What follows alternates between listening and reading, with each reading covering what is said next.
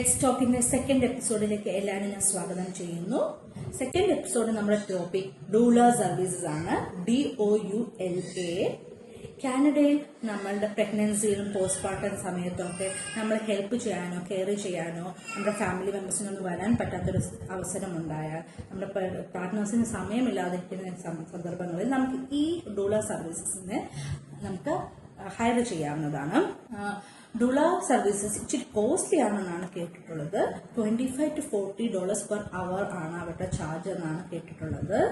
But അവർ നമ്മളെ physically and emotionally നല്ല help ചെയ്യും. പ്രഗ്നൻസിയിലും ഡെലിവറിയിലും പോസ്റ്റ്മോർട്ടം ടൈമിലും.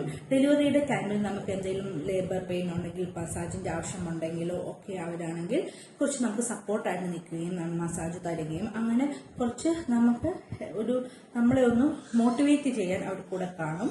പോസ്റ്റ്മോർട്ടം സമയം നമുക്ക് ആവശ്യമായ കാര്യങ്ങളൊക്കെ അവര് മെഡിക്കൽ കെയർ അല്ലാത്ത ആവശ്യമായ ഫിസിക്കലി ആൻഡ് ഇമോഷണൽ സപ്പോർട്ട്സ് എല്ലാം അവർ നൽകുന്നതാണ്.